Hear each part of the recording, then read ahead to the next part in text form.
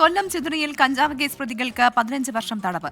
ഹെബിമോൻ, ഷൈൻ എന്നിവർക്കാണ് കൊല്ലം additional first class sessions കോടതി ശിക്ഷ വിധിച്ചത്. 2023 52 കിലോ കഞ്ചാവുമായി പ്രതികൾ പിടിയിലായത്. സുജിത് സുരേന്ദ്രൻ ചേരുകയാണ് കൊല്ലത്തുനിന്ന്. സുജിത്, കൊള്ളാം. കഞ്ചാവ് കേസ് പ്രതികൾക്കാണ് ഇപ്പോൾ 15 വർഷം തടവ് ശിക്ഷ വിധിച്ചിരിക്കുന്നത്. ഇത് വളരെ സ്വാഗതാർഹമായ ഒരു വിധിയായി തോന്നുന്നുണ്ട്. എങ്ങനെയാണ് ഈ കേസിന്റെ കൂടുതൽ വിവരങ്ങൾ?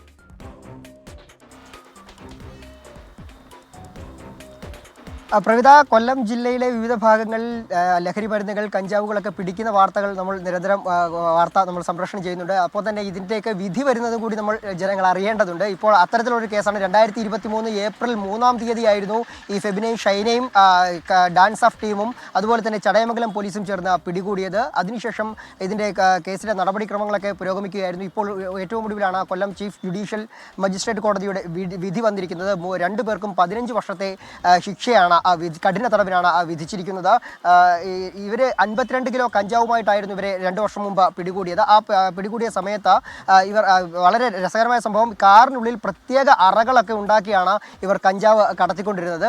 മാത്രമല്ല, വാഹനം ഓരോ സ്ഥലത്തെത്തുമ്പോഴും വണ്ടിയുടെ നമ്പർ പ്ലേറ്റുകൾ ഇങ്ങനെ മാറ്റിയായിരുന്നു ഇവർ ഈ കഞ്ചാവ് കടത്തിക്കൊണ്ടിരുന്നത്. ഏതായാലും ഒടുവിൽ പോലീസിന്റെ പിടിയിൽ ആവുകയായിരുന്നു.